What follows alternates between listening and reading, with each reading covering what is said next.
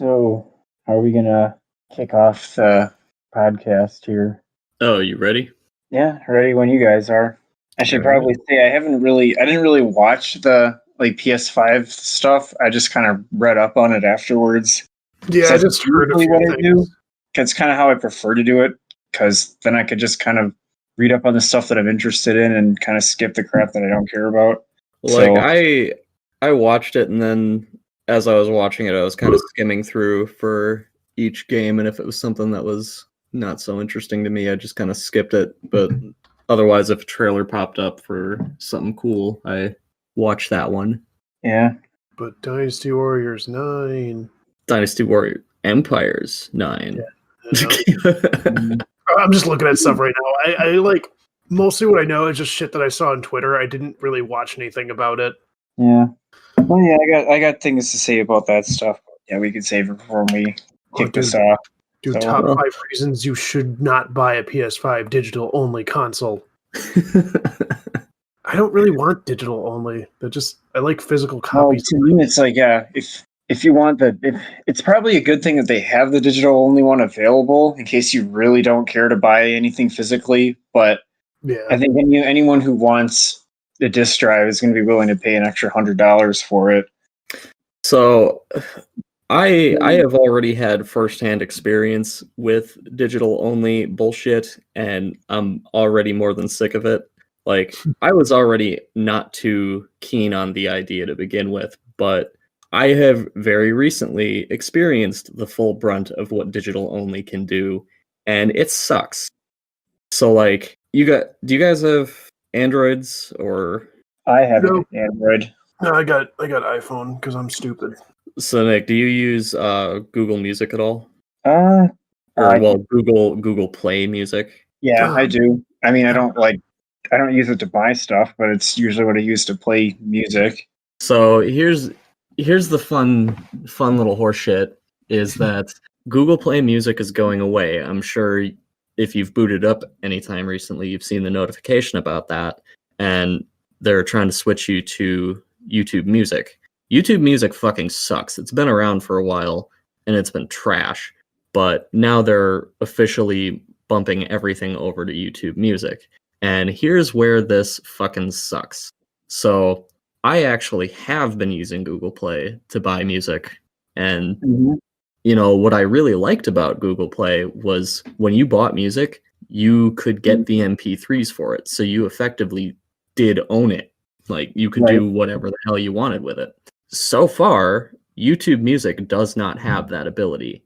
And I can't even fucking tell if you have the ability to buy music at all on it, or if it is just fucking subscription shit, which, if it is the latter, that's annoying. So far it seems to be, because, like, I don't know, I do like buying my music, and I do like the ability to actually own, at the very least, the files that I can, you know, transfer from computer to computer, do with them what I will. And now that everything's getting pushed over to YouTube Music, I can't do that anymore. And everything I have purchased, like, luckily you still have a little while to grab everything, like download everything that's on your Google Play library, which I did. But after the cutoff point, you can't do that anymore. So everything that you've bought on Google Play is now fucking meaningless. Like, you can't have it, you can't access it, it's just gone into the ether. Well, I'm pretty sure Amazon Music gives you just straight up MP3s too. That one I'm not sure about, because I have. It's been a while since I've gotten anything off of Amazon Music, so I haven't looked at it for a while. But the last time I tried, I don't remember any option to download the MP3s. But maybe that option. But yeah, I'll have to check again. But yeah, either way, I'm still I still own it because like I said, I downloaded my entire library before the cutoff point. But yeah, everything I bought off of Google Play is now technically null and void, meaningless, gone to the ether. So yeah. Fuck digital only. Fuck it so hard. In fact, iTunes isn't much better. Well, in fact, I fucking spent $60 to buy a goddamn baseball CD because I was just so pissed about this whole thing, and I wanted to own those MP3s for it. I wanted to own that music, so I spent $60 to fucking import the CD. That's how fucking pissed I am about this garbage. Yeah. Oh, yeah, we can, like I said, I have a lot to say about, like, digital, but, like, I kind of wanted to save it for the actual podcast proper, though. Oh, we in the podcast proper now. I have decided. We've said enough. I figured you were going off that we just started. Okay. We've gone railing too hard to not use this. Welcome, everyone. Yeah. I am drinking a Ruddy Bottom. I'm drinking a Balls root beer. In memoriam of Venture Bros. God rest its soul. Yeah. Hey, who knows? Maybe they'll take it to crowdfunding, or maybe someone like Netflix or Hulu will pick it up. All I really want is just one more season to just kind of like tie up like a few of those loose ends. Yeah. Honestly, I could see it continuing someday. Maybe not in the form that we're familiar with, but yeah, like I don't think we've seen the end of it. I'm sure because fucking Metalocalypse had the same bullshit where they canceled that, but I don't think Brendan Small had like the rights to his own show or something like that, so he just kind of couldn't continue on anything else. Yeah. But I'm pretty sure that was it Doc Hammer and Jackson Public? Yeah, like I'm pretty sure, since with how like Venture Bros, they keep close to them, I'm pretty sure they probably own pretty much everything and don't have to worry about that same problem. Right. I'm sure one way or another it'll come back somehow, whether Adult Swim decides to, whether Cartoon Network finally lets Adult Swim budget for it, or if someone else buys it. But we'll see. There's already a lot of places talking about wanting it, so who knows? Video games. Yeah. There are games that you play on your television. Or on a monitor. Or on a computer monitor. Which is a cool game you can download on your console if you could download games on your console. So yeah. Oh god, this very bottom. Oh my god. I'm only like halfway. I'm not even halfway through. Oh my god, this is. How are you just freaking down the whole thing? God, no! I kind of want it to last the podcast. This is my life now. This drink describes where my life is at this moment. You've made this bed, now lie in it. Yeah, drink it and go to bed. So, PS5 and Xbone, as we've been discussing, digital only. Fucking. I mean, it's the digital stuff is because I've talked to the younger people, and that's just, it's a newer thing. I guess it's different for us, but I know a lot of people do like to go digital for everything. Well, yeah, like my coworker, he's like 26 or so, and he says he never buys anything physical anymore. And I'm like, well, I guess it's just kind of a sign of the times. It is. I can see the convenience of just being like, you don't have to go get anything or order anything. Like you download it right there and you can play it right away. Like I get that. Well, I do buy some games digital. Like it kind of depends on a game by game basis. Like for something that I know is pretty much never going to leave my console, like Smash Ultimate, I bought that digitally, partially because I couldn't get in time for one of the deluxe editions with the steelbook case and all that. But that's something else. I mean, I get a lot of digital stuff with like Steam. Like when I get stuff like Civilization, like I don't care enough to get like a physical copy of. If they, I don't even, do they even have copies of those kind of games? Like most PC games don't even have physical copies anymore because most PCs these days don't even have disk drives. Yeah. So and it's like they might come in a case and it'll come with like a download code. So it's fucking way back when with the Orange Box, back when PCs still had disk drives, I bought that physical, and you know what the disc had? Just a fucking activation key. Yeah. So even back then, they were pulling that shit. I mean, I've downloaded a few games lately too, just to like have on my Switch, just so whenever I go on a trip, I don't have to worry about bringing a shit ton of games with me. Or sometimes if a game pops up that like has a really good sale or something, like yeah, I'll buy it that way too. Like like Divinity Original Sin 2 that went on sale. Same. Did Yeah. great. So of course I bought it that way, but it just usually, I mean, if it's a game I really like, I usually like to have a physical copy just because I like to have like a library, like a place, where I can put my games. Oh, absolutely. Like, and also with physical games, you can actually, lend it to your friends or. Exactly. I mean, I still have several of your games right now, Nick. Or say you're fucking sick of it and you want to sell it. You can do that. Yeah, even though I rarely sell games anymore, but I mean, I learned my lesson back when I was little, and I made a couple dumb sells. Mm-hmm. That's like I hold on to everything now, and I mean, I finally was able to.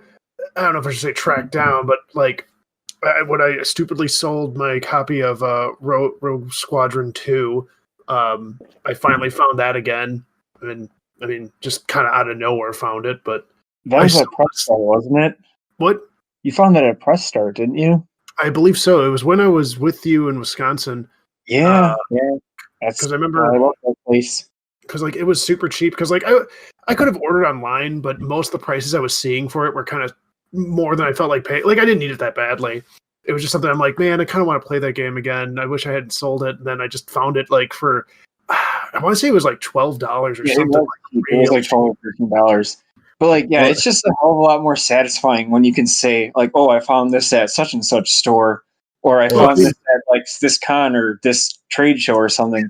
That's why I fucking love MGC so much. It's like, go ahead. I was saying that's why I love MGC so much, because it's just a big ass fucking trade show, and you can go around hunting for stuff. You can haggle.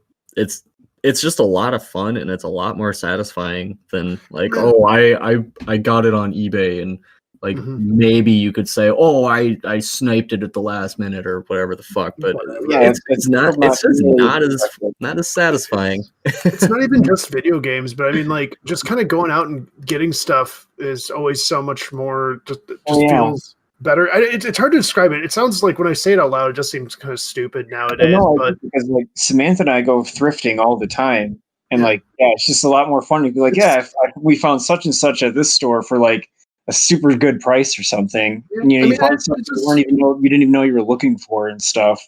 It's just something to do half the time, like when you just want to just go outside and do shit. Just a sign of the times, I guess. It really is. We're old now. We're outdated boomers.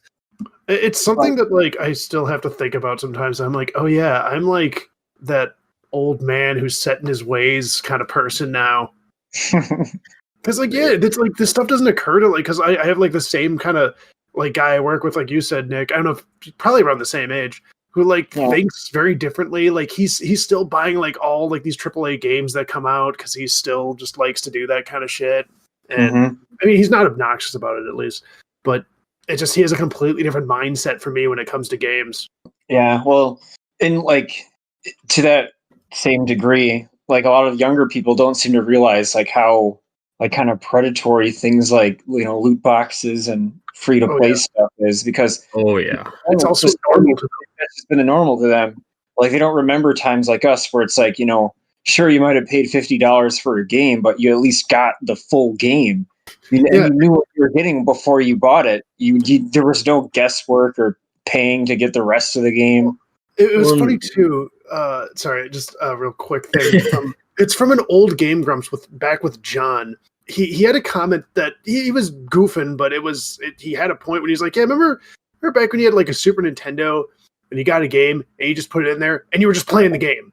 You didn't like get a game, then you have to like fucking wait for it to install, and you'd have to like go through like a fucking 2-hour long tutorial to explain the controls to you. You just played the game.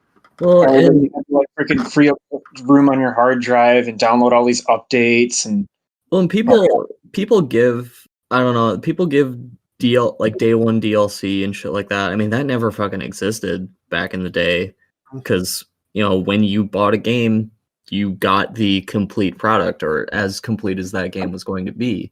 But like, I mean, in today's space, there are advantages to it in that you can do things like day one DLC and patches and stuff like that. And that's all great. But I feel like too many publishers are taking advantage of this in ways that it's not intended for. Like day one DLC, for example. In concept, it is not a bad thing because, a game goes gold and the team can't work on it anymore. So unless they have another project that they can pick up right away, they're all effectively out of work. Like nothing to fucking do. I mean, it's not quite like that because obviously the company's not just going to be like, all right, we're done with the game. Get the fuck out of here. You're fired. But I mean, they need something to do to justify paying these people. So like you can use that time while a game is in gold status to work on some extra content for it. Nothing wrong with that. Except the problem is too many publishers these days use that as a predatory excuse to just cut and chop pieces of the game out and sell it back to us day one. I forget, there's actually a term for it. They actually have people that are specifically hired to do this, where they come into a project towards the end of it and they cut out like anything that they don't deem like the minimum, like the minimum sellable product or something like that.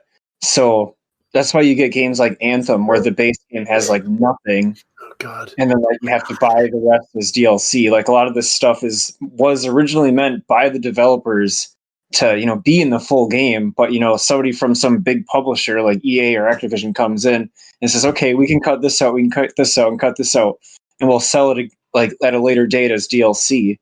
And it's so dumb. I mean, there's a reason I don't play a lot of these games now, and kind of a reason why I tend to be a Nintendo fanboy. I mean, and Nintendo's not perfect either, but Nintendo has yeah, there's some shit we can talk about there. Oh, definitely. Fucking. Oh yeah, go ahead. Oh, like going off on another bit, kind of one of the things I want to talk about anyway, like the Mario 35th anniversary shit. Yes. Like Mario 3D All-Stars, one of the scummiest fucking moves I've seen them make in a while. And I'm probably gonna anyways. Oh Jesus! So like they're basically pulling a Disney here. Like they're creating a Nintendo Vault. That's what this fucking is. They're creating a Nintendo Vault and they're sticking the 3D Mario games in it, and you can fucking expect a couple years down the line, hell, maybe even next gen, they're gonna bust them out again and like, oh, it's out of the vault, limited time only. Come buy it.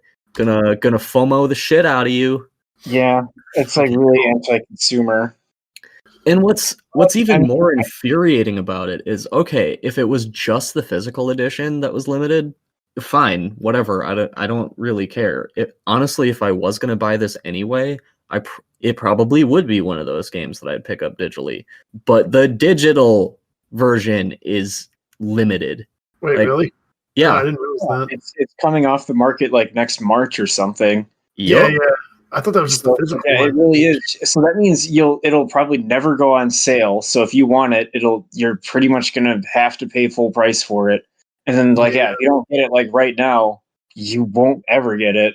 So that's fucking bullshit. Ridiculous. The price tag on it is a little ridiculous too. $60, yeah. Consider like by comparison, Rare Replay has way more games on it. Half the price. That game was what, like $30 or something? And this is what I hate is like when this price gets discussed, like people were like, "Yeah, that sucks," but I mean, it's Nintendo, as if like that just makes it okay. And I'm like, that's the reason why they keep doing this and get away with it, because people just go, "Oh, whatever. I guess we just have to deal with it." Yeah, honestly, I did buy the game though, so I guess I don't have a system to play it on.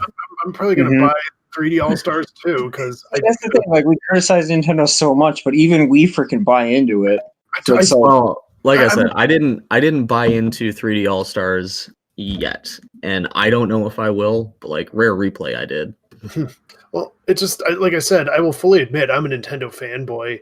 I acknowledge the stupid shit. It's just the thing is, I still think the good, like when compared to some of the other bullshit, like loot boxes, microtransactions, all that shit. At least Nintendo has pulled some of that shit though, like with some of their mobile games. But it sounds like they're kind of starting to step away from that. I tend So to here's kind of the thing is, they're kind of having a better track record than a lot of publishers, but they are not immune to scummy horse shit. And I think the important thing is people need to call them out when they do it, because otherwise it is going to be a slippery slope. The more they get away with it, the more they get used to it. Hell, fucking look at Game Freak and the Pokemon Company and just how lazy and shitty they've been lately. Don't even get me started. Like, that's what I'm saying. Like, some people are just like, well, it's Nintendo, we just have to deal with it. And I'm like, no, you don't. Stop dealing with it. Nintendo is kind of notorious for not listening to their fans. So I feel like if people did call them out on it, I really don't even know if they'd even care. They'd probably still. We can't really stop anyways. When I say call them out on it, I mean really what I mean is vote with your fucking wallet. Mm-hmm. Like people need to stop buying into it when it's bullshit. I mean, there's a reason why I still have not gotten Pokemon Sword and Shield, because I just I don't want to give my money to this. Like I kind of figured I wouldn't pick it up, but at this point I've decided I'm not going to. They're until they do something actually interesting and innovative and not fucking lazy and cheap. I'm done with fucking Pokemon. Well, I mostly was disappointed with this being the first major console one, and it still looks like a game on the 3DS. Well, you know what really fucking bothers me is, they've been making excuses for this game, like the lack of content, how shitty the environments look, and a lot of it is like, oh, well, we had to redo a whole bunch of animations and whatnot. It's like, no, you fucking didn't. You absolutely didn't, because they look awful. You remember back when future-proofed because the 3DS models were better than they needed to be. Yeah, that's why the 3DS games ran like shit. But yeah, because it was meant to kind of be at least a long-term thing. So I think they're just kind of full of shit there. Yeah, the only things that they have remade as far as the Pokemon assets go, like the existing Pokemon, is they redid the textures, and they didn't even do a whole lot with them.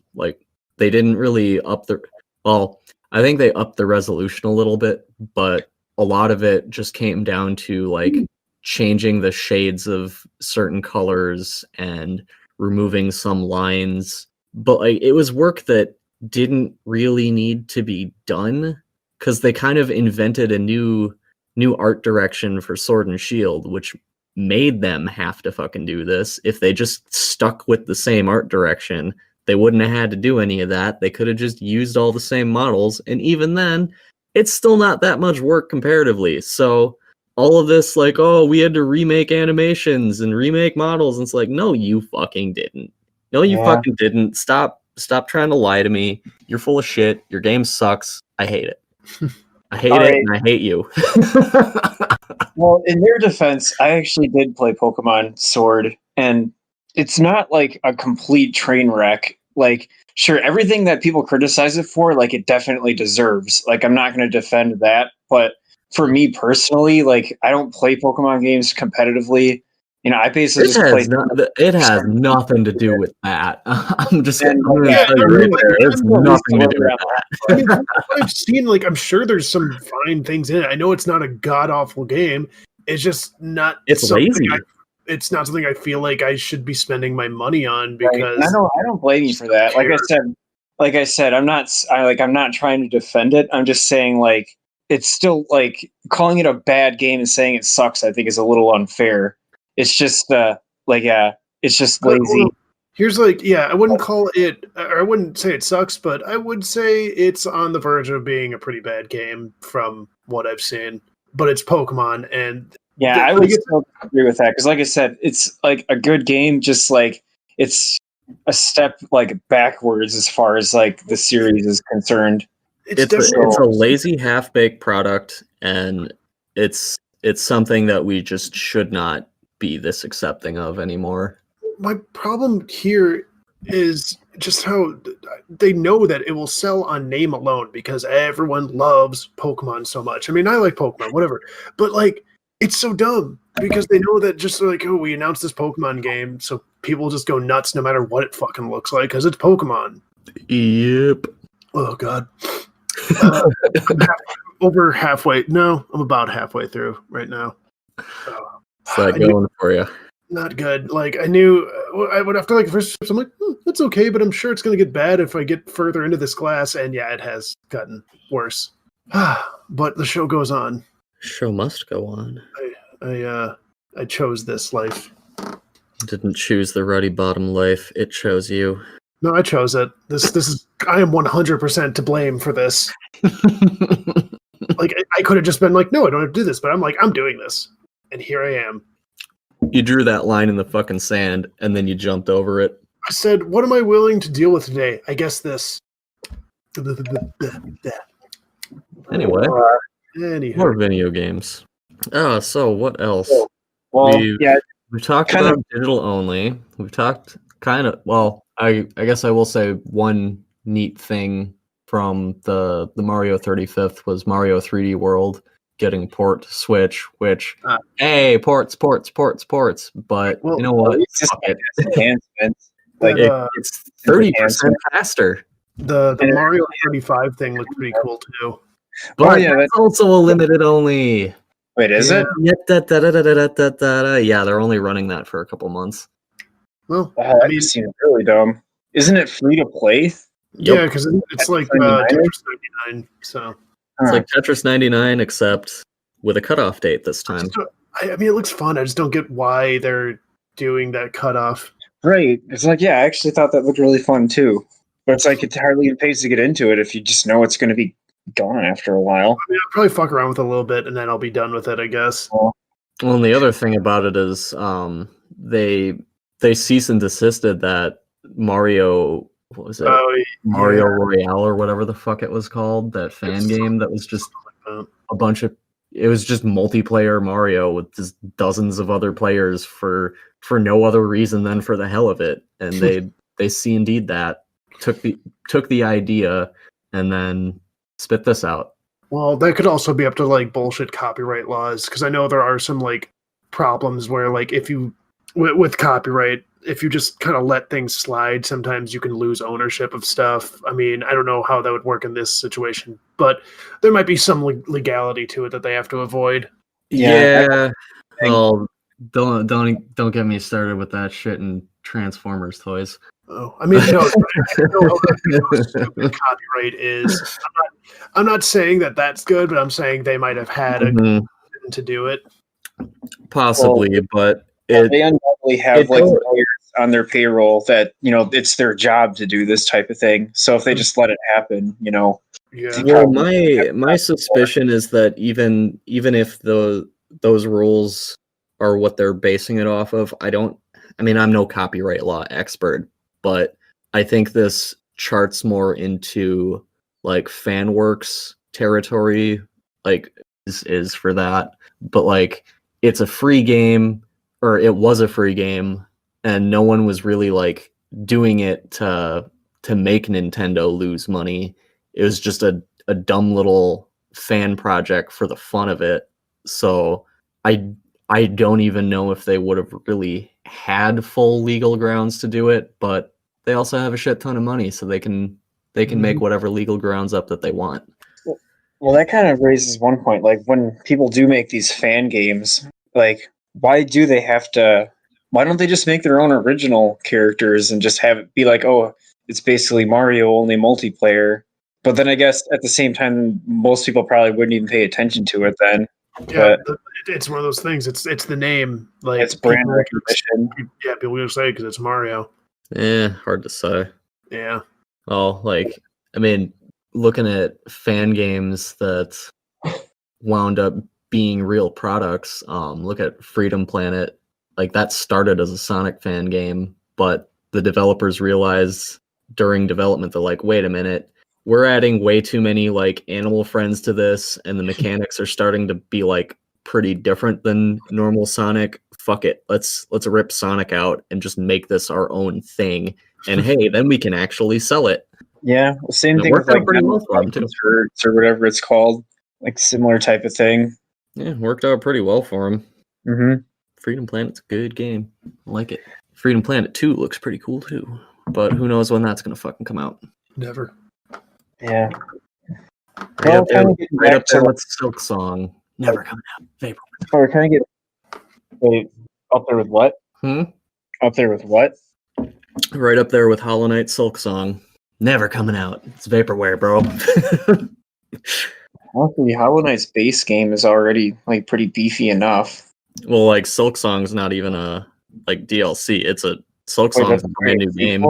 Yep. Oh, I guess shows how much I pay attention to it, but yeah. Well, one thing I wanted to talk about was like, kind of before we went on the Nintendo tangent was how like the digital only stuff, like I think like Sony's handling it better than like Microsoft is though, because like the Series S, like I don't see why you would really want that because Well, I mean, sure, it is cheaper than even the PS5 all digital, but like you're basically paying for like a gimpier version of like the full console. If you're gonna spend the money, like I don't know. I thought I had seen that, and I'm hearing that the Series S isn't like selling. I mean, obviously not like really selling because it's not out yet, but like pre-order numbers aren't where they want them to be. Right, I think it was like slowed. Well, I think they're all sold out, but I think like the Series S like took like it was actually pretty easy to pre-order, like comparatively speaking. Oh man, speaking of pre-orders, holy shit, well, I'm going to talk about both of them because both of them were a fucking mess. Like, as far as getting the word out there that pre-orders were happening, Xbox did much better in that, but they still kind of screwed the pooch because they have a Wii U situation on their hands. Like, they called it the Xbox Series X and the Xbox Series S, and then there's the Xbox One X or whatever, and they had a lot of confused customers that were fucking buying Xbox One X's because they thought they were pre-ordering the new Xbox. Yeah, I heard that too. It's easy to be like, okay, people are idiots, but you got to realize not everybody follows the industry like super closely like we do. Well, I don't know Xbox that much either. And honestly, I've been pretty confused for a while about what Xbox is what. Yeah, I'm in the same boat here. I've been trying to keep up with it. I'm like, okay, what's this one now? You got Series X, you've got Series S, you've got Xbone X, you've got fucking right. I mean, at least Xbox One just like S or something. 2, 3, 4, and 5. Yeah. So that was Xbox's little mess, and then PS5. Oh boy, they had their own little. They had probably, I don't know. It's hard to say who had the bigger fuck up here, because PlayStation's fuck up was just in the confusion surrounding when pre-orders were even going to happen. So like so you guys said you didn't watch the PS5 showcase. I'm actually watching it right now. So like during it, they announced the price of the system, but and I think they announced the date it's coming out. I don't fucking remember, but they did not announce when pre-orders were going to go up. The only way that they were going to tell people when pre-orders were going to go up was they told Jeff Keighley, and Jeff Keighley tweeted it. That's the only fucking way people knew. Oh, but it gets so much better because the date they told Jeff Keighley was wrong. They did it earlier than that. And then you had several retailers opening things up too early, too late. Sites were crashing, like Best Buy and GameStop. They were fucked. They were just outright fucked. And then Amazon, I don't know what the deal with Amazon was, because I did get a pre-order in, but it wasn't by like searching PS5 on Amazon's site. I got some link with the SKU in it, and I used that to take me directly to the add to cart function. And that's how people were doing it, because there was no official listing that was like public. I wonder if maybe they did it on purpose to prevent it from being too overloaded. That's one of the theories, but there's some conflicting information out there that was not intentional, and that SKU link got out there by mistake. It wasn't supposed to be out there, but they haven't canceled my pre-order. Lord knows I might still, though. I mean, I'm not pre-ordering it. They said that they might not even be able to deliver them. Oh, like, yeah, that too. Be short, like on launch day anyway. Like, yeah, for me, to be honest, I don't fucking care. Yeah, for me personally, I'm probably just going to wait until things calm down a little bit. Like, there isn't anything at launch that I'm really that I really want to play that badly. Like, there really isn't. To me, the launch title that I would like to play the most is probably Spider-Man Miles Morales. But even then, like, that's going to be on PS4 too, and it's probably going to be largely the same game. Yeah, and you can upgrade the PS5 version, if you buy it on PS4. So it's like. And the end of the day, like, that's the only game that I'm really all that interested in, but it's not one that I have to play like right away. Like, I wouldn't mind waiting to play that. Yeah, so, I mean, Demon's Souls is the only other launch title that I would be interested in, but I still don't know how interested I am in it. Like, okay, is that just a remaster, or is that actually a full remake? Full remake, which I've got things to say about that. I think I said some of them in one of our other episodes, but yeah, I don't know. Like, I was mostly just kind of fucking around, seeing if I could get a PS5 pre-order in. I don't know if I'm gonna keep it. Like, I might end up just canceling it because I don't know how much I care. Like, I got that link, like Quimby sent me it, and he got it from somebody's Twitter, so I'm like, all right, it's there, I guess. If I get it now, I won't have to worry about it, but I don't know. Do I care that much? Like I said, I might cancel it, or I might keep it and just sell it to like Andrew or something, because I know he was bummed that he didn't get one in, so I might just sell it to him at cost. Yeah, because I don't know. There's nothing at launch that I really need to play, and the handful of games that have been shown that I do want to play, they ain't coming out for a while. When's Final Fantasy 16 coming out? I don't know if they gave I don't think they gave a release date for that, but that was looking pretty cool. Oh yeah, I mean, I would definitely. I mean, that would be like the killer app that I would buy a PS5 for. But I mean, it's who knows how far out that is, though. True. I mean, because they didn't really show too much of that one, but from what they showed, looked pretty cool. Mm-hmm. It's funny though about like the Miles Morales game. Like, that's really like the only other one I'm kind of looking forward to, because I really like the other Spider-Man game a lot. Yeah, the other one was great. Oh yeah, I'm not crazy about Miles. Like, he's it's not like I hate him. It just I haven't really read a lot of his stuff, and so far they haven't really given him much of a character in the other game. He just kind of was there being a person. I don't know. I mean, I like him Into the Spider-Verse, but yeah, that's completely different. That's great. Like, he gets a personality in a full movie, of course, but I mean, like, this universe, he hasn't really done much yet. And yeah, well, honestly, I didn't even realize he was actually supposed to be like kind of a new Spider-Man, because I don't read comics, obviously, so it wasn't like at the end of that game I was like, well, it's spoilers, but like at the end of the game, it's like, oh, okay, I guess he's going to be Spider-Man now. I didn't like that was kind of a surprise to me. It was originally he was in the Ultimate Universe, because that's kind of what it was similar to the movie, because basically Peter Parker died and then he kind of took over, but then later they pulled some like event where he ended up like merging into the main universe, so now he's there and there's like several Spider-Men running around, I guess. The dimensions, they're merging basically. I mean, the event was pretty cool. Doom became a god for a while. That was fun, but I don't know. Like, I don't really go that crazy about Miles.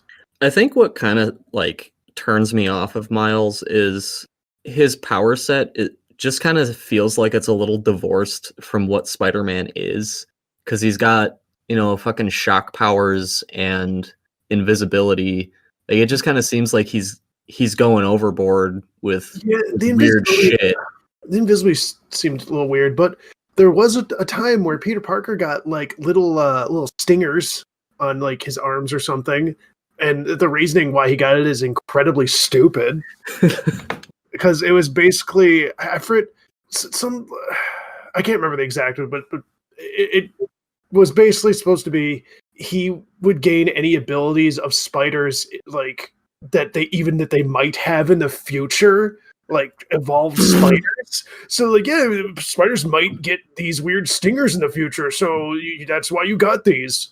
Spider arms might turn into tentacles in the future, so that he might turn into a squid. I don't know how long that even lasted that he had those powers, and like they weren't even like anything that great. It was like a mild like sting, I guess, to kind of give a little bit more oomph to his punches. Well, like on the note of that, like, and back to the electricity thing, I still wouldn't even have that much of a problem with it if it weren't for, well, I'll say in Spider-Verse they handled it just fine because it was kind of just a small taser, like shock. So I mean, you could kind of say like, oh yeah, it's like spider bite or whatever the fuck, because I think, don't they call it something like that too? I think so. I can't remember. But yeah, it seems like they're going way ham on it. Like in the Miles Morales trailers, he's using it like fucking, oh, who's a good example of an electric villain? Like fucking Electro. I was just gonna say Electro. He's like fucking Electro with it. Like what? Gameplay wise, it makes sense to kind of give him some stuff to make him different from the like other game, and they did kind of show in the first game that he does have some tech expertise, so it might have something to do with that. Yeah, but I mean, well, Pete had fucking his own set of like shock abilities too, just from the tech he created himself. But yeah, like I guess that's kind of why I don't like Miles that much, is it's just kind of his power set just seems really divorced from being Spider-Man. Yeah, I get that. I feel like they should have just with like just the invisibility, since Spider-Man does tend to do some stealth stuff, and that really makes more sense for what he does. It's cool to give him his own like unique little twists, but I think they're going overboard. And that's just why he doesn't jive with me very well. Yeah. Just feels like he could have been a completely different hero and not be a Spider-Man. That's what a lot of people tend to say. But anyway, video games. Tangents. No, like this is another thing where I could spend an entire podcast just talking about comics, but that's not. Well, I mean, it's not like totally off topic, since I mean, it basically talked because of the new Miles Morales PS5 game. So I mean, more into. No, I mean it's games. Whatever. What? Well, so on to. It's related to why we're like. It's related to how interested we are or not interested in the new game. So. True. And why it is. So, I mean, I don't think it's completely irrelevant. On to stuff that's, well, more recent stuff, I guess. TGS is going on this weekend, and that's, I don't know. It's kind of the same issue with Gamescom in that it's a little hard to follow, and I've been having a hard time finding like anything I care about. But I did pick up a couple notable games that I'm pretty interested in. And one of them, man, you guys are gonna roll your eyes. Here it comes, Monster Hunter Rise. I mean, I don't hate the Monster Hunter games or anything. I don't really feel like playing them. I think you should give Rise a shot when it comes out. I think that would be a little time. Yeah, World. You may be kind of out with World. Like, I'll still probably be playing it for a little while because I can't remember if they've dropped Fatalis yet or if he's coming very soon, but they're dropping the final free update. Well, they're all free, but they're dropping the final update for World fairly soon if they haven't yet already. So there's still some content for me to play in that, but it might not be that worth picking up World to jump into at this point. But Rise, I'm pretty excited about Rise, and here's why. Because it's basically like they're taking a lot of the improvements that World made, like the same gameplay engine, or well, same gameplay, but they're using the RE engine because I guess that runs better on Switch. No surprise that the World engine can't. But yeah, there's just more mobility that your hunters have. It feels less slow and clunky, and there's just a lot of quality of life improvements that always kind of kept me from making it super far into any of the other Monster Hunter games that I've been trying to play. Like, there's better sense of direction. They're a lot more clear about how your weapons work, what items do, how you're supposed to fucking play the game. New monsters that they've showed off look pretty cool, except the flagship monster. I don't really like him very much. But there's this other new one that they dropped. I can't remember his name off the top of my head, but he's basically like so the theme of this one is like just about everything's fucking weeby as shit, like super, super Japanese. And it makes everything look pretty cool. But like the new monsters that they've shown off so far all have like a Japanese inspiration to them. Like they're all based off of like mythological demons and shit like that.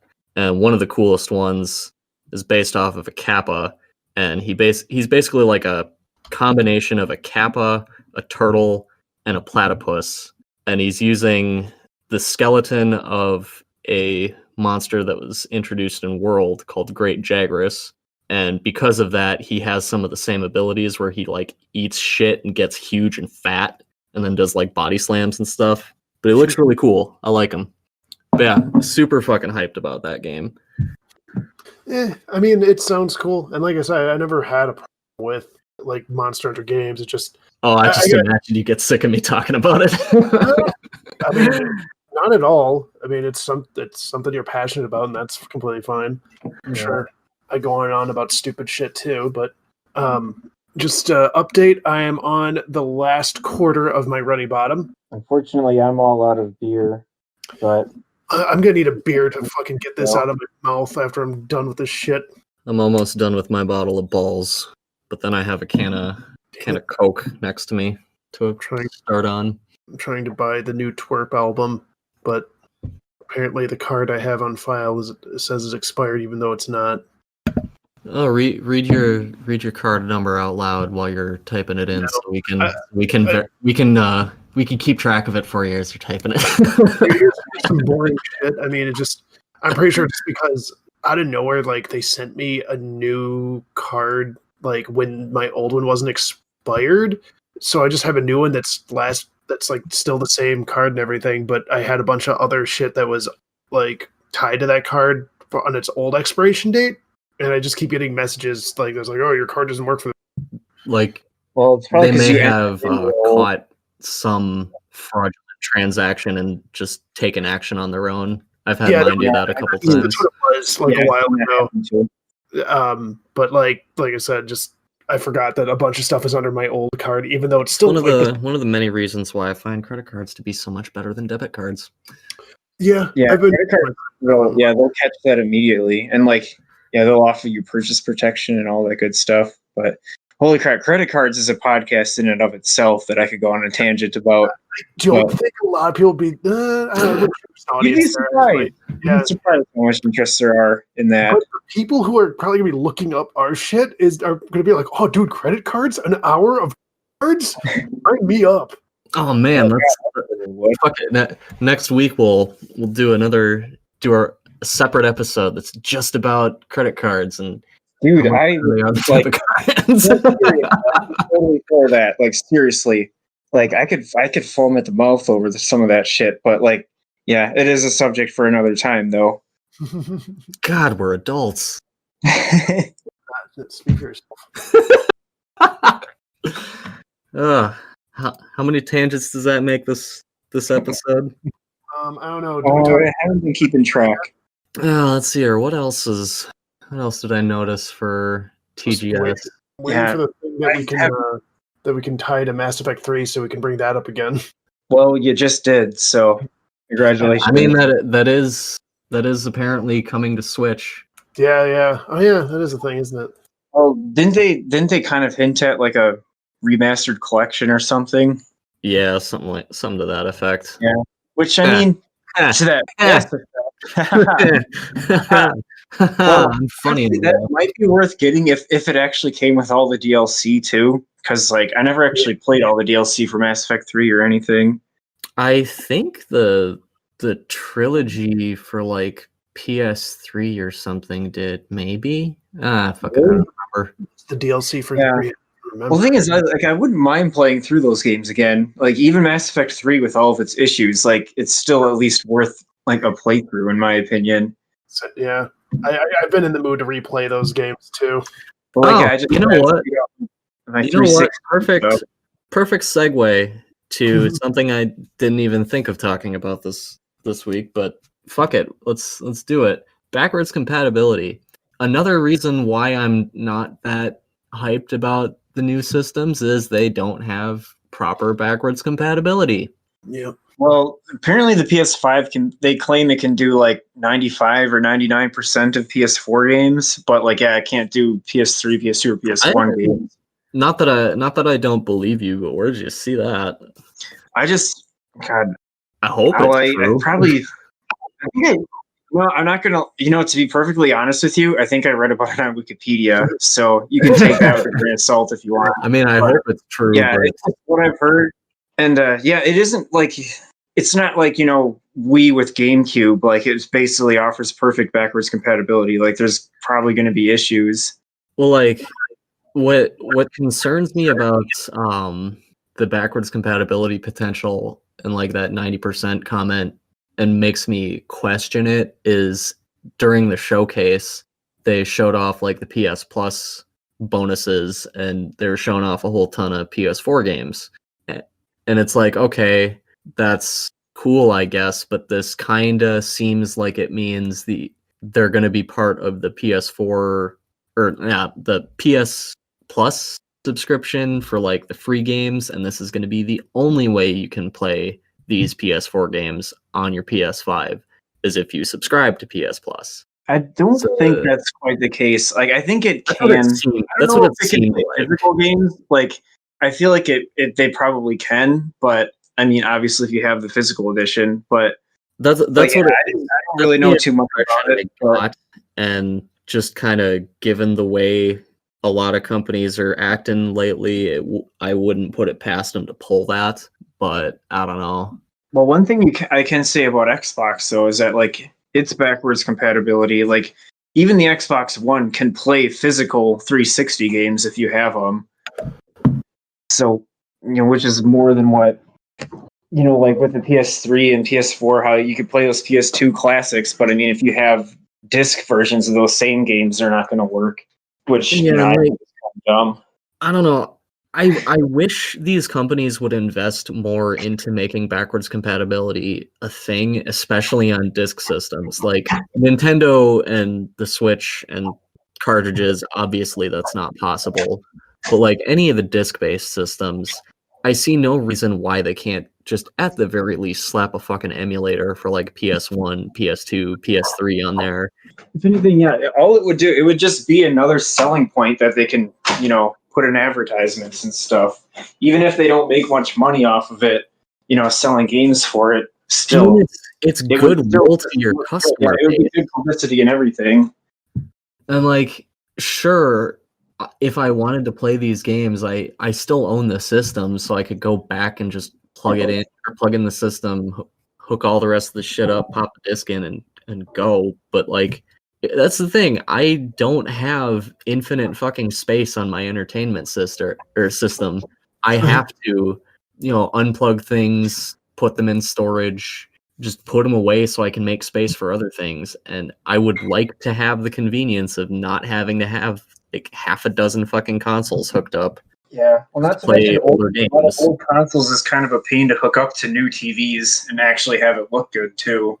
Yeah, I mean anything prior to PS3 is a huge fucking pain in the dick, and it's gonna look like ass. So I don't know.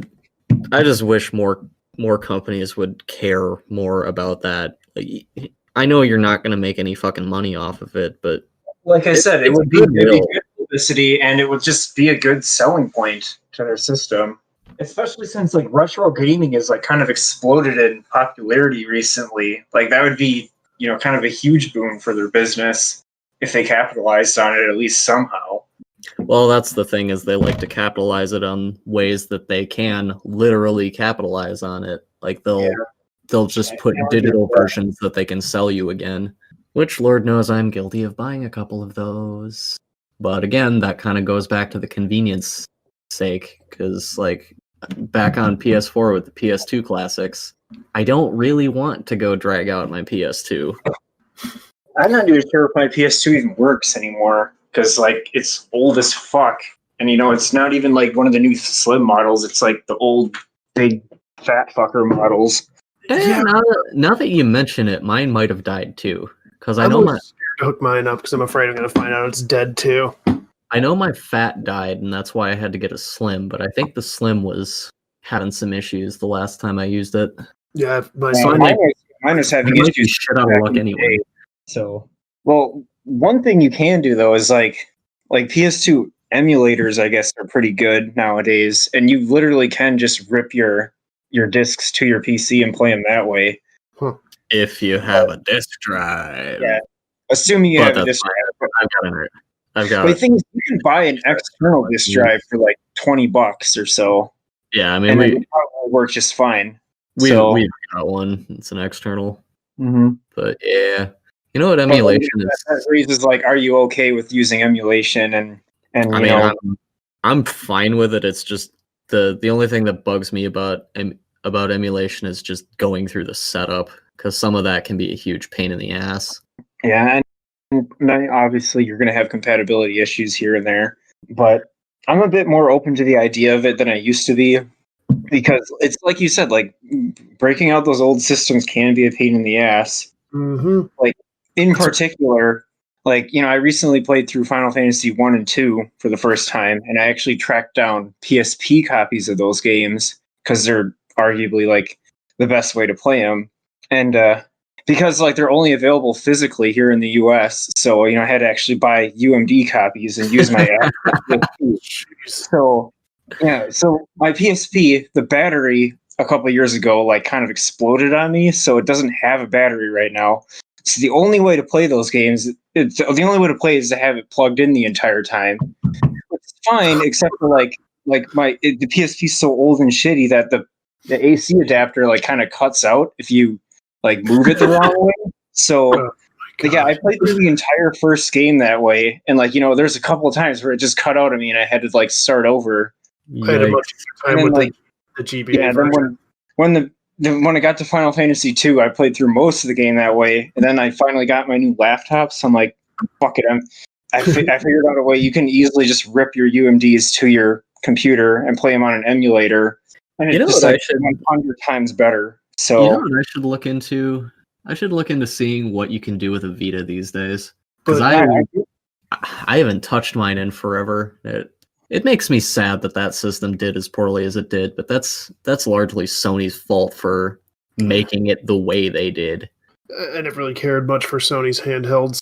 I mean, like the PSP, I didn't give a shit. The Vita was pretty fucking cool, but I don't know. It had way too many feels. Like my main problem with it was, it doesn't come with a memory card, and the memory card that it does use is proprietary, so it's like stupid fucking expensive.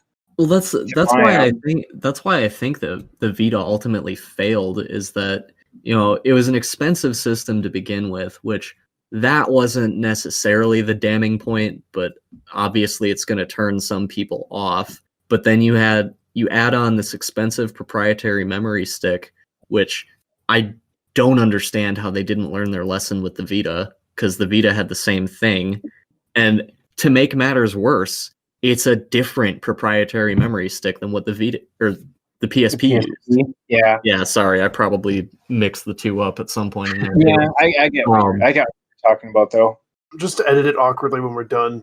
But anyway, another problem with the Vita is that developers didn't really have faith in it, so you didn't really see too many big killer apps for it. I mean, sure, it found its niche with indie games and stuff, but they were hardly exclusive to the system.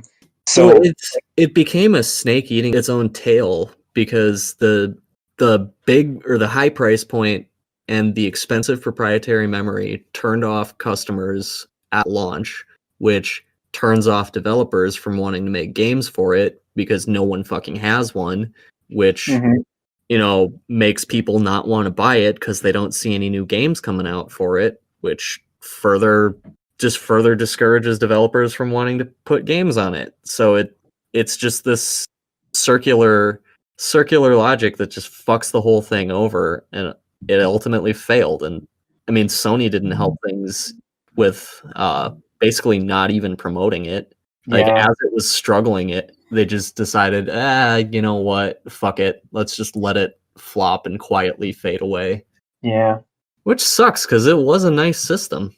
It's kind of made obsolete by the Switch now, though. But I mean, for its time, like, yeah, it wasn't bad.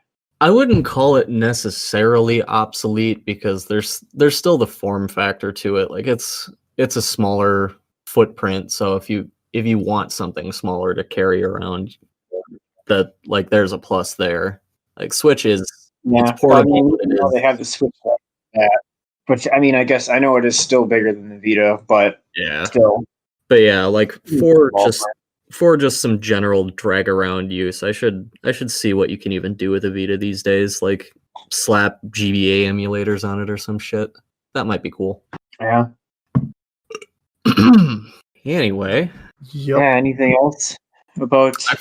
I forgot where we even were. God, I don't even know what caused us to get.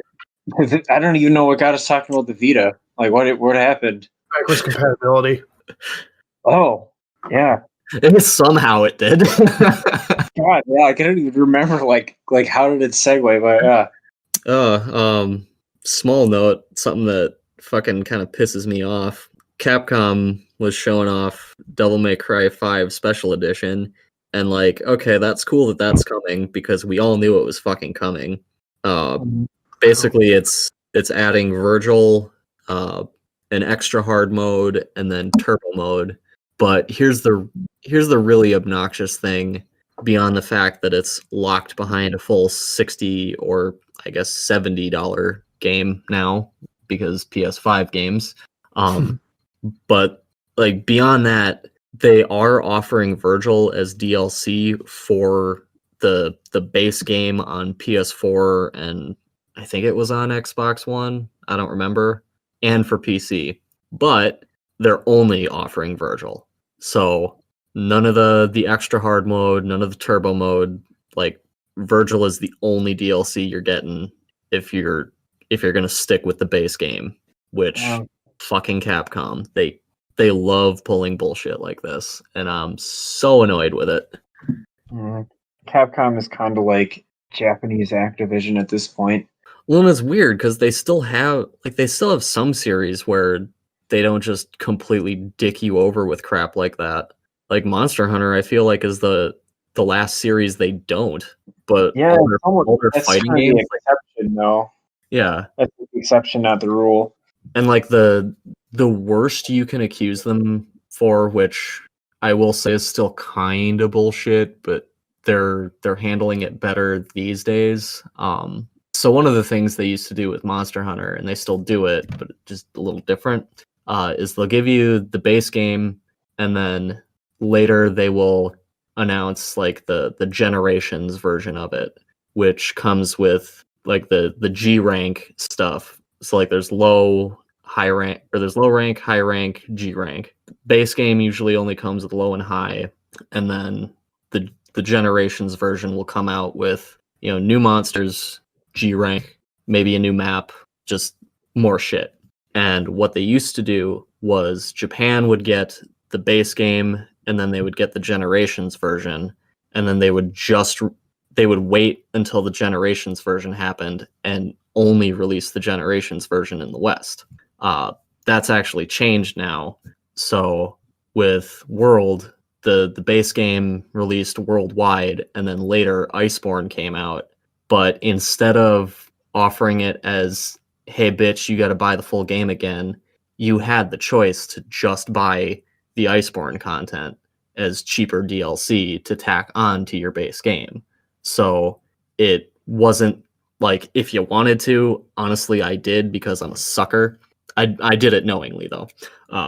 You could buy the whole fucking game over again, but you didn't have to. You could just buy the base game and then download the DLC later for cheaper. Only reason I rebought Iceborne as a full game was because that steelbook case, and I'm a sucker for steelbook cases. But yeah, that's like the only fucking game they do that shit with. Devil May Cry, Street Fighter, MVC, just all their other crap. Yeah. They just love giving you like bits and pieces of DLC for the base game, and then they'll go and give you an ultimate version of it like a year or two down the line that has all of the DLC that you probably already went and bought, plus more. Yeah, so plus more, so that means you have to buy the new one anyway. So, well, that is just another thing that like Capcom does a lot too, is the fact that they release like full on, turbo editions or whatever their games later. I understand they've always done that, but even long after DLC and stuff became a thing, they still continued to do that. Even Dragon's Dogma had Dragon's Dogma. It's like the Arisen edition or something.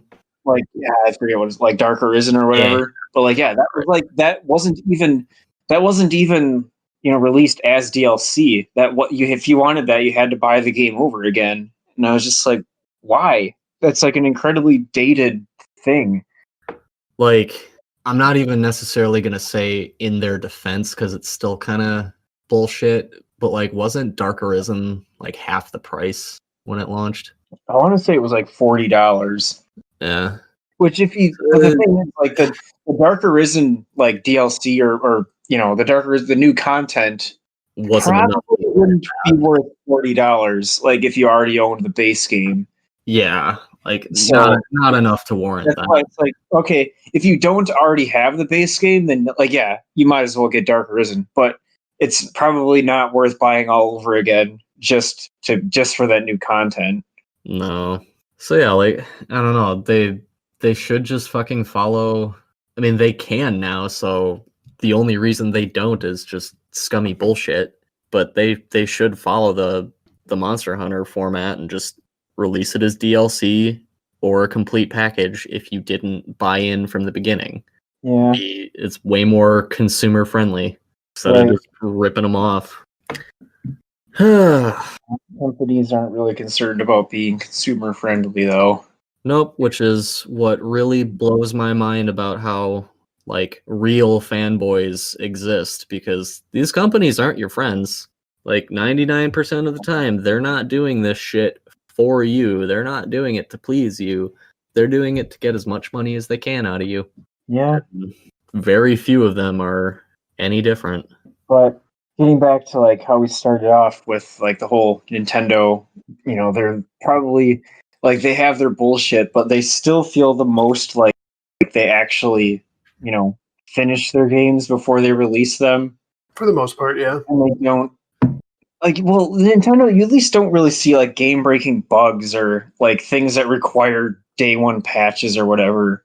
Well, and they often provide a lot of like for the most part updates instead of just DLC. Like if you look at like Animal Crossing, there's been just a lot of just updates there, and even like Splatoon 2 had a lot of free updates instead of making you buy. Yeah, that's cool. Well, like the thing with Animal Crossing, at least you know what you're like when Nintendo does do DLC, at least you know what you're buying, and you can kind of make an educated decision as to whether or not you think it's worth it. If I've seen like the DLC, it's been the stuff that I've gotten has been worth it, because I got the Splatoon 2 stuff, which was pretty good, and I just recently finally got the Breath of the Wild stuff, and that stuff's pretty good too. Mm-hmm. Of course, there's the Smash DLC too, which oh yeah, well, we've already gone on that on the note of Smash DLC, still have no fucking clue who the next character is or when they're coming. No, nope. But you know what makes me happy? Leaks seem to have finally fucking died. I don't see anybody even trying anymore. Like nothing where they're actually trying to be convincing, at least. Like none of these text dumps of, oh, trust me, my dad works at Nintendo type bullshit. The only recently thing I've seen wasn't even saying who the next character was, just that they're going to announce it soon. But this was like a few weeks ago, and I haven't seen anything. Yeah. But I don't know. I'm getting antsy for it, but I can still wait. I'm not chomping at the bit for it. I mean, I got plenty else to do, but it's always just fun to be like, oh man, can't wait for that next character. We'll say Nintendo needs to. While we're talking about things that Nintendo does well and things that they don't, they need to fucking get their online together, like for their own games. Because, like I had mentioned the other day, Rivals of Aether that dropped on Switch, and I've been playing around with that a decent amount.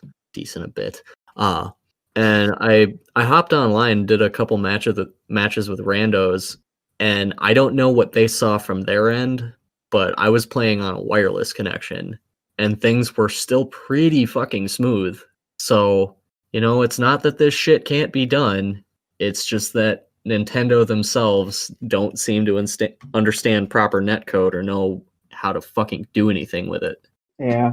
So I'd really like them to get their shit together. It would be, another thing that would be nice is if you could just party up and just do anything that you can do regular multiplayer on. Like if you can do that online too, instead of just what you can do with like arenas and stuff that you build up. Like it'd be nice to be able to do the arcade mode or whatever, or just anything else. But like it's always seems to be limited for seemingly no reason. It's like they don't understand what people want to do with online. Well, I think they don't even really make any conscious effort to learn themselves what Nintendo's whole stance is always trying to make things modern online landscape should be like, if that makes any sense at all. Nintendo's stance has always been to make things very simple, and I wouldn't be surprised if they think that keeping it this way makes it easier for families to play this stuff. Well, the thing is, it doesn't though, because families aren't going to want to well, I mean, obviously they've at least done away with friend codes, but like back in the day, they're like, oh, they want to make it easy, but they make it these confusing friends codes that nobody seems to understand. Well, that was supposed to be a thing to protect kids from playing with random people who might expose themselves somehow to these kids. I don't fucking know. It was like some bullshit to protect kids.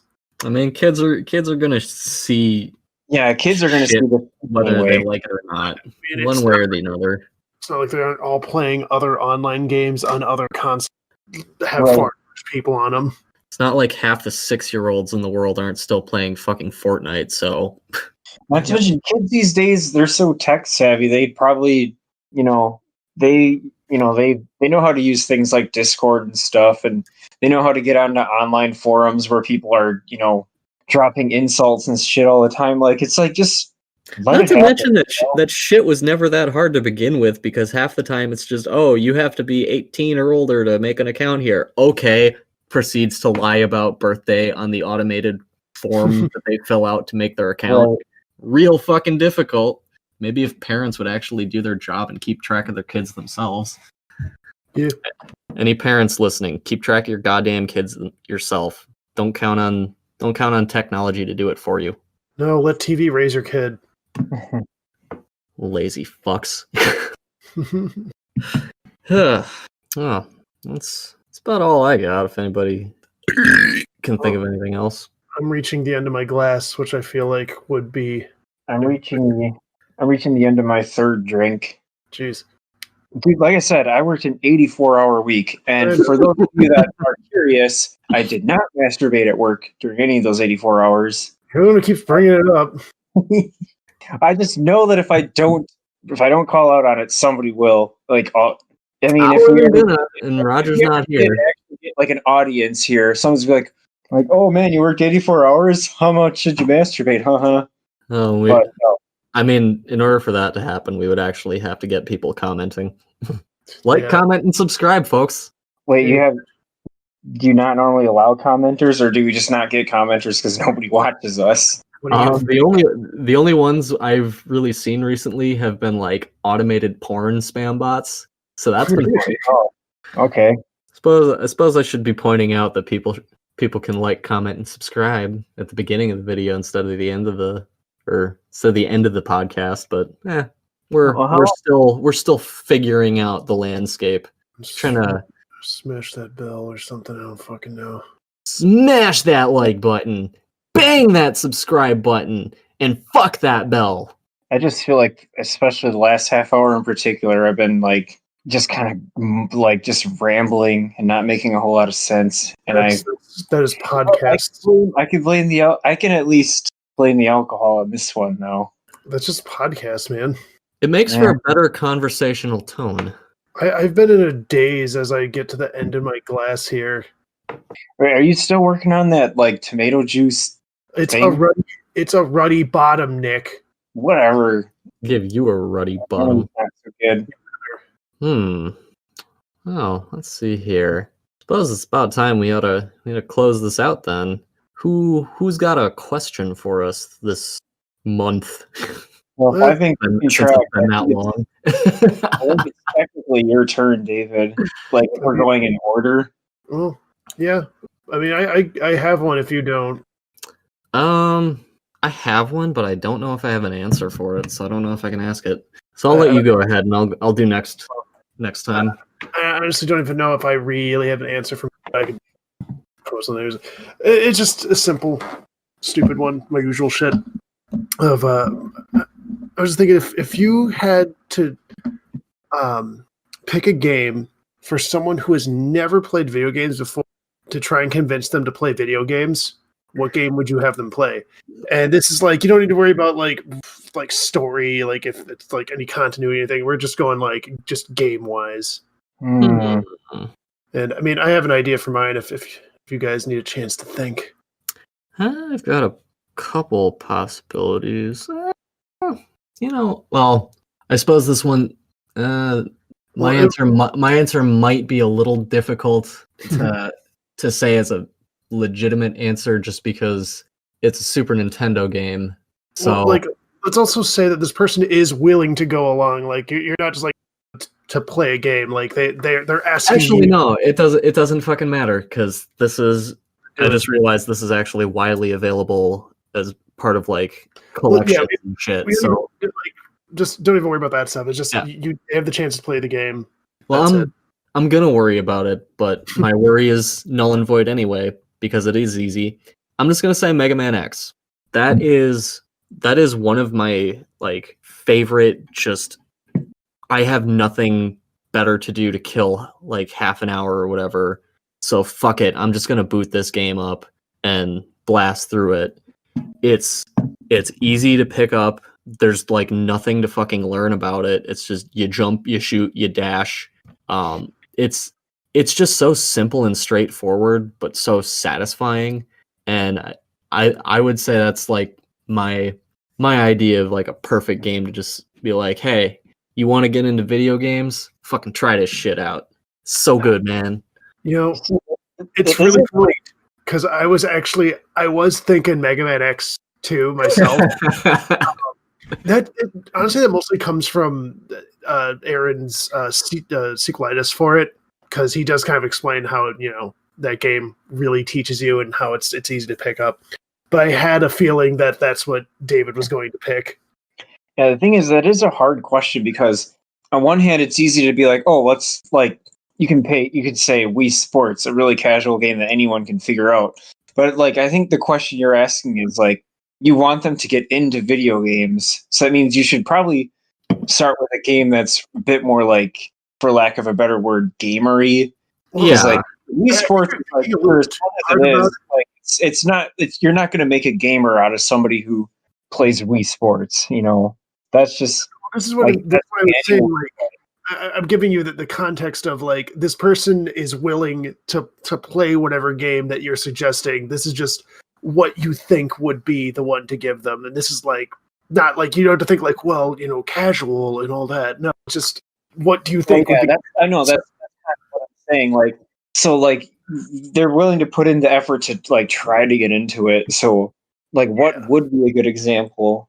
Because I don't know. Like the best ones I can think of, along the same lines of Mega Man X, would probably just be like old Mario games, like either Mario 3 or Mario World. Actually, for pretty much it's going to be Super Mario World, and it's pretty much like the same thing with like Mega Man X. Like, it's a game you could pick up. There's very little to learn like right away, and you can just play it. It's simple, and the goal is very straightforward. Just run to the right. So yeah, that would be my answer too. Like I would probably say either Mario 3 or Mario World. Like either one I think would be an acceptable game to play in the situation. Another one I was thinking too was like the original Zelda, Legend of Zelda, like the NES one, because I feel like that's also another one that you can just pick up and you get it, like you wander around and do shit. Like nothing needs to be explained. It's just kind of you just do shit. Yeah. I feel like I would still recommend Link to the Past over the original, because I would too. I mean, part of my answer, like I'm trying to keep in mind how I'm gonna go the extra mile on my answer, and think about accessibility just in terms of getting it, and accessibility in terms of getting into it, and how much the game tells you what to do versus how much it lets you figure out on your own, and also just kind of keeping in mind what feels still playable, not something that's super outdated. And I mean, I had my fun when I did go back and play the original Zelda, but it does feel pretty outdated.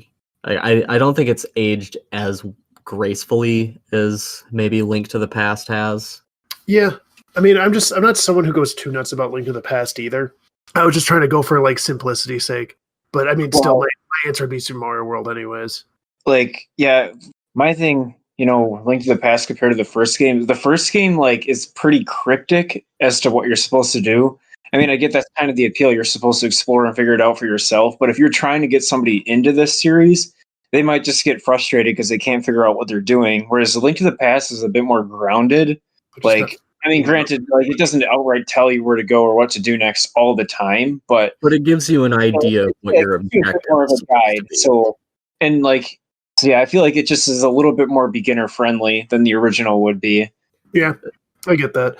And I guess either way, it's still funny because the reason that's the word I'm looking for. Sorry to cut you off. It just came to me.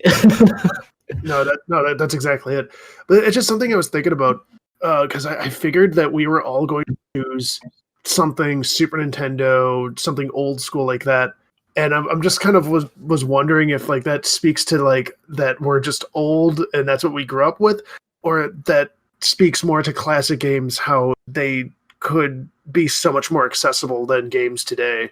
Well, and a little bit of honestly, both. Bringing up the Mario thing, Super Mario World. That's a decent answer, but I guess my personal thought is I would almost recommend 3D World over just Super Mario World, just in that regard, because that's you could actually play it with them then, and just kind of show them the ropes.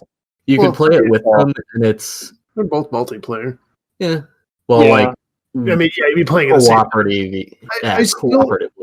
Even with that, I still feel like I'd lean towards Super Mario World just because it's still a little simpler and I feel a little easier to pick up and understand.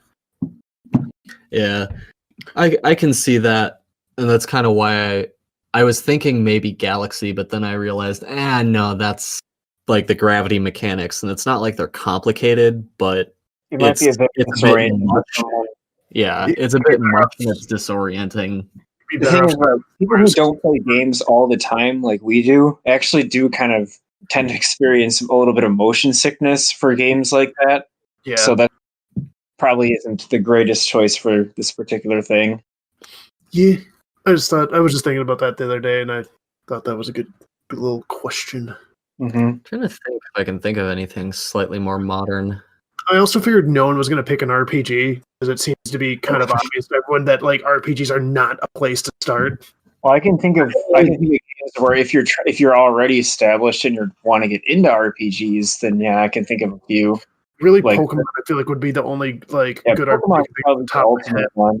That would be I even go so far as to recommend Chrono Trigger as a first time RPG because it's pretty. It's not super difficult or anything, and it is widely considered to be one of the best. So if you're looking to get into it, you might as well show the potential that the genre has. Yeah. So I mean, it's as far as the question goes, it's kind of the person you're looking to get into these games, it's kind of like, what do you think they would like, which is it's why it's hard to recommend an RPG for this sort of thing, because RPGs kind of stand in their own little world where they don't really demonstrate what a game is. Yeah. Versus like Mario or Mega Man X or recommending an RPG Zelda would kind of come down to more of like if we were going to go into like what the personality is of this person we're recommending it to. And like, I didn't want to get into like that because I wanted it to be a much more general kind of thing instead of being like, well, this person really likes adventures and stuff. Yeah, like as a general, like, get them into games as a whole. Oh, it's finally done. The deed is done. The other answers we had are better for that as far as demonstrating like what a game is and what games have to offer. But like if we were getting down to like individual personalities, like, oh yeah, this person likes to read a lot. Okay, yeah, Chrono Trigger, fuck it. Or you could just give them a fucking visual novel. Yeah, I actually like visual novels. It's kind of pleasure of mine. I'm not into them. Well, you played all the Danganronpa games. Those are essentially visual novels. Same thing with our Zero Escape games. Those are essentially visual novels. There's still puzzles, though. Like, visual novels I'm talking are just the ones where, like, it's barely gameplay. Like, I like those too, though. Like, I really like Valhalla. I just did Doki Doki Literature Club, like, just because it was free back then. But, like, all you do in that game is just make choices. There's no actual gameplay. That's kind of what I'm referring to. I don't really like those. Like, I need a game. Like, I don't mind reading. I'll read a book, but I find visual novels a little whatever. I mean, but that's I'm not harping on them. If you want to play that shit, whatever. But yeah, there are some visual novels where it's like they don't even give you choices. You literally are just like reading or maybe listening to voice acting. And I'm just like, okay, why isn't this just like a manga or an anime or something? Yeah. I mean, there's a space for like pure visual novels, like whether they give you choices or not. I mean, it's fine, but I wouldn't call, strictly visual novels. I wouldn't really call those games. I would call them what they are. It's a fucking visual novel. But I'm not arguing with that either. Like I agree. Danganronpa, like, and it's not. I'm not gonna act like there weren't parts in that game where they fucking droned on forever, and I was just like, wrap this shit up and let me get to some actual gameplay. Like it's still like those I would say are more like a text-based adventure game. Yeah, I mean they're like Phoenix Wright. Like they're still solving and like problem solving kind of shit where you have to figure that stuff out. Yep, exactly. But this is completely off onto another subject now. Yeah, like I don't know a little bit. Question now we already have like a full another podcast going here. All right, fucking cut and run then. I think that's a good time to stop it. Good discussion, boys. Yeah. My ruddy bottom. I need a beer to wash this shit down. We'll have to see how long it is till the next time we record something. See how long it takes us to. Well, it takes me to even edit this, even though it probably shouldn't take that long this time. I still haven't fully listened to the last one that went up. What was That's that? The Paper Mario one, or well, the remakes and remaster. Oh. Yeah, no, I did watch the Paper Mario. Yeah, the remakes and remaster ones I haven't thing of. Anyway, this has been Getting Comfy signing off. No. Remember to like, comment, and subscribe. What do you feel about any of the random bullshit we talked about? Because I already forgot what half of it was. Otherwise, I'd point out specifics. It was all over the place. Let us know. It's like every fucking time we have a topic and then we just go off on all the things. Uh-oh. Uh-oh. Uh-oh. Uh-oh. Uh-oh. Uh-oh. Uh-oh. Uh-oh. Uh-oh. Uh-oh. Uh-oh. Uh-oh. Video games.